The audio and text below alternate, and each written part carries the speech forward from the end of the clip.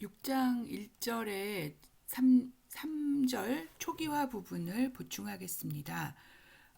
초기화라고 하는 것이 매우 중요한데요. 이게 왜 그렇게 중요한가? 그리고 자동으로 초기화하는 게 왜 안 되는가? 그 다음에 초기화 안 된 값을 실행 시 검출하는 방법은 없는가? 이런 문제에 대해서 한번 살펴보겠습니다. 초기화 문제라고 하는 것은 우리가 그 할당된 객체의 메모리가 임의의 비트 이미지를 가지고 있는 상태인 거죠. 그것을 그대로 사용하는데 그것이 의미를 갖지 않는 값일 경우에 이것을 우리가 초기화되지 않은 변수, 쓰레기라고 이야기를 하죠. 소프트웨어에서 흔히 발생하는 심각한 오류라고 할 수가 있습니다. 그래서 우리가 초기화하지 않은 어떤 값이 사용될 수 있는 경로가 남아있는 경우에 그것이 테스트에서 검출되기 어려운 숨은 에러가 될 가능성이 높다라는 것이 잘 알려져 있는 문제입니다. 쓰레기 값이 있을 경우에 그 쓰레기 값을 사용해서 그대로 수식에 적용한다거나 또는 그것을 주소로 포인터를 접근한다거나 이런 일이 발생할 때 이제 시스템은 크래시하게 되는 거죠. 그래서 우리가 그 초기화가 어떨 때 필요한가 생각을 해보면 선언할 때 당연히 초기화가 필요하겠죠. 그래서 기본 타입도 초기화가 물론 되어야 하지만 복합객체도 초기화하는 것이 중요한 문제가 됩니다. 그래서 배열의 초기화나 구조체의 초기화 같은 어떤 방법들을 언어에서 제공을 하고 있죠. 그리고 또한 동적 할당 객체의 초기화도 필요하게 됩니다. 그래서 구조체나 클래스의 초기화라고 하는 것이 또한 중요한 문제가 되고요. 그 다음에 생성 이후에도 우리가 발생할 수 있는 문제가 됩니다. 어떤 그 객체를 이용해서 어떤 부분을 수행하다가 다시 재실행할 때 우리가 초기화가 중요하다라고 하는 걸 아마 경험을 해보셨을 거예요. 그래서 그 객체를 우리가 새로 다시 한번 그 동일한 부분을 실행하기 전에 기존 값을 없애고 초기화해주는 이런 부분이 중요하죠. 합계를 뭐 0으로 만들어준다거나 카운트를 다시 0으로 초기화한다거나 또는 C 포인터가 해지된 후에 그 주소를 그대로 가지고 있는 경우나 이런 것들이 모두 초기화 문제라고 할 수가 있습니다. 그래서 이런 것들을 우리가 전반적으로 초기화 문제라고 이야기를 하게 되는데요. 그래서 이제 초기화라고 하는 것이 중요하다는 것을 살펴봤는데요. 우리가 이제 별도로 언어에서 지정문이 있음에도 불구하고 초기화 기능을 제공하는 이유가 무엇인가를 한번 생각을 해보겠습니다. 먼저 성능상의 이유가 있습니다. 우리가 정적 변수의 초기화도 미리 값을 설정을 해놓으면 그 세팅된 값이 정적 영역의 메모리에 그대로 설정이 되는 거죠. 그래서 그 값을 이용할 수 있게 되고요. 지역 변수의 초기화의 경우에는 그것이 스택 할당 시에 초기 값을 메모리에 얹어주는 효과가 납니다. 그것은 별도로 지정을 하는 것보다 값 설정에서 성능상 훨씬 유리하다는 거죠. 왜냐하면 별도 지정을 로드 스토어가 추가로 필요한 연산이 되기 때문입니다. 그 다음에 초기화 오류를 방지하기 위해서도 초기화라고 하는 기능이 매우 중요하죠. 초기화되지 않은 변수가 가능한 한 사용되지 않게 하기 위해서 우리가 초기화가 중요하다 이렇게 이야기할 수 있겠습니다. 그러면 초기화를 프로그래머가 하지 않는 경우에 자동으로 할 수는 없겠는가라고 하는 걸 한번 생각을 해보죠. 우리가 그 C 언어에서는 정적으로 할당되는 변수는 0으로 초기화가 됩니다. 그렇지만 지역 변수와 동적 할당 메모리는 쓰레기 값을 그대로 받아오게 되죠. 그리고 자바의 경우에는 모든 객체의 필드는 0으로 초기화가 됩니다. 즉 뉴되는 할당 객체는 0으로 다 초기화를 메모리를 시켜주고요. 스태틱 필드도 초기화가 0으로 됩니다. 그런데 지역 변수는 초기화되지 않는다는 거죠. 그래서 자바와 C에서 공통으로 지역 변수는 초기화되지 않는다라는 점을 우리가 발견할 수가 있습니다. 여기서 한 가지 언급할 것은 자동 초기화된 필드에 대해서 코드에서 불필요하게 0으로 지정한 경우가 있다면 그것은 코드 개선 단계에서 모두 제거될 것이기 때문에 성능상의 우려를 걱정할 필요는 없다라는 거죠. 그래서 이제 스택 객체가 왜 초기화되지 않는가, 지역 변수는 초기화되지 않는다라고 하는 점을 앞에서 얘기를 했는데요. 즉, 함수 호출과 리턴 시에 메모리 상태는 그대로, 이전에 사용했던 그대로를 이용하게 된다는 거죠. 그 이유가 무엇일까요? 이유는 이제 우리가 함수 호출과 리턴이라고 하는 것이 굉장히 자주 일어나는 프로그램 실행의 매우 그 중요한 어떤 단위가 됩니다. 그래서 호출과 리턴에서 그걸 처리하는 함수 호출 과정에서 처리하는 시간을 가능한 한 줄이는 것이 전체 성능에 큰 영향을 미치게 되는데요.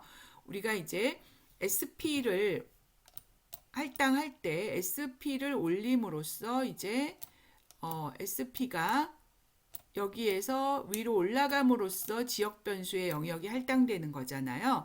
SP만 탁 증가하는 방식으로 메모리를 할당할 수가 있는데 이 부분을 다 0으로 밀어야 된다라고 하면 함수 호출 과정에서 수행 시간이 훨씬 더 많이 걸릴 겁니다. 그래서 함수를 우리가 호출할 때마다 0으로 지역 변수 영역을 밀어주는 일은 하지 않는 것이 현재의 컴퓨팅 환경의 결정 사항이라고 볼 수가 있겠습니다. 그렇다면 초기화하지 않는 경우에 그럼 그것을 동적 검사를 할 수 있는 방법은 없느냐라는 거죠. 동적 검사로 초기화되지 않은 객체가 검출되면 그거에 대해서 예외를 발생시키거나 또는 그 바로 이제 정지를 프로그램을 정지시키는 방법이 있겠죠. 그런데 지금 현재는 쓰레기 값을 사용해서 계산을 하다가 그게 쓰레기인지 아닌지 모르는 거죠. 어디 엉뚱한 곳에 가서 크래시를 일으키게 됩니다. 배열 인덱스로 쓰인다거나 또는 포인터로 사용된다거나 할 때 그때 가서 이제 쓰레기 값인 것이 발견된다는 거죠. 이건 물론 C 언어의 경우입니다. 그래서 초기화되지 않은 값을 정해두는 방법은 없겠느냐. 어떤 할당된 메모리를 초기화되지 않은 값이라는 표시를 할 수 있는 값으로 초기화해두면 어떻겠느냐. 뭐 이런 방법도 생각할 수 있을 텐데요. 우리가 플로팅 포인트의 경우에는 사용되지 않는 난이라는 값이 있습니다. 숫자가 아니다라는 뜻이죠. 그렇지만 정수는 32비트 모두 유효한 값이기 때문에 그런 어떤 값을 설정할 수조차가 없는 거죠. 쓰이지 않는 값이라는 게 없다라는 겁니다. 그렇다면 뭐 하드웨어적인 지원으로 할 수는 없느냐 생각해 볼 수 있는데요. 우리가 어떤 4바이트 부분 32비트가 지금 초기화되지 않았다라는 걸 표현하기 위해서는 별도의 비트를 두는 방법밖에 없다는 거죠. 그래서 별도의 비트를 체크하고 또 설정할 때마다 다시 또 플래그를 세팅하는 이런 것들이 어마어마하게 비용이 들겠죠. 모든 변수에 대해서 그걸 한다는 건. 그래서 현재의 컴퓨팅 환경에서는 쓰레기 값의 검출은 불가능하다. 이렇게 이야기할 수 있겠습니다. 그래서 요약을 해보면은 초기화 문제는 매우 심각하고 중요한데 컴파일러가 자동 초기화를 하는 것도 불가능하고 그리고 초기화 안 된 변수를 실행 시에 검사하는 것도 불가능하다는 거죠. 그래서 결국은 프로그래머가 직접 초기화해야 된다라고 하는 점을 우리가 알 수가 있습니다. 그래서 언어에서는 가능한 한 초기화를 하도록 강력하게 강제하는 방법을 찾게 됩니다. 그래서 자바에서 쓰는 확실한 지정이라는 방법이 있는데요. 지역 변수의 초기화 규칙입니다. 그래서 초기화되지 않은 경우에 컴파일 오류를 발생시켜 버리는 방법인데요. 이것이 이제 아래에서 보는 것처럼 우리가 논리적으로 봤을 때 분명한 초기화를 함에도 불구하고 컴파일 오류가 발생되는 이런 일이 생기게 되죠. 이거는 이제 바람직한 건 아니라고 할 수가 있거든요.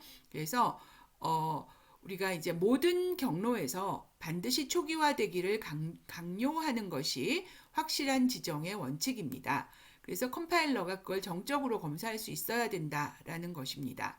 이것은 최근 언어에서도 모두 도입되고 있어요. 러스트나 고나 코틀린에서도 도입되고 있는 강력한 개념이라고 할 수가 있습니다.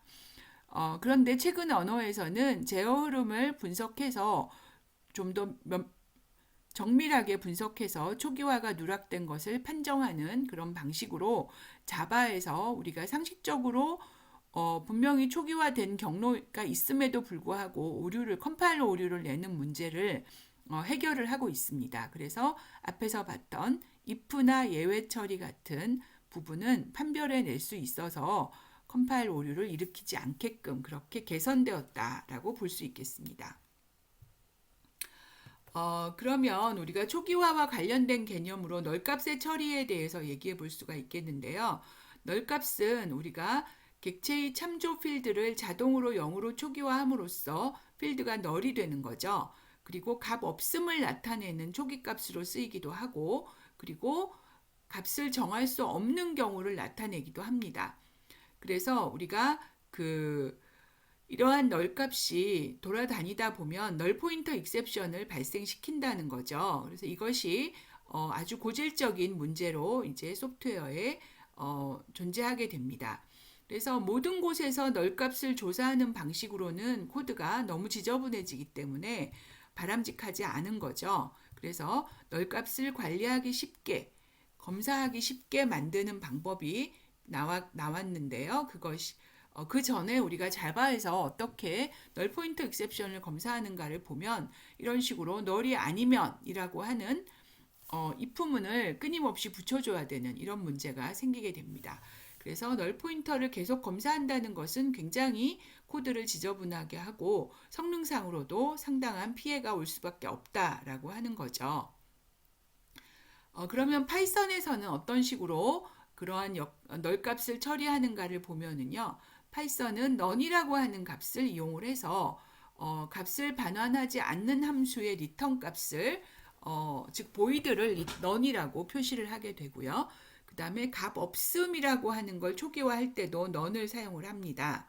그리고 매개 변수에 값 없음을 전달할 때도 none을 사용을 하게 되는 거죠. 그래서 none이라고 하는 값을 굉장히 다양한 경우에 사용을 하는데 이걸 통해서 우리가 바로 조건식으로 거짓으로 처리할 수도 있지만 is none을 통해서 검사하는 것이 좋다라고 하는 걸 얘기를 하고 있습니다.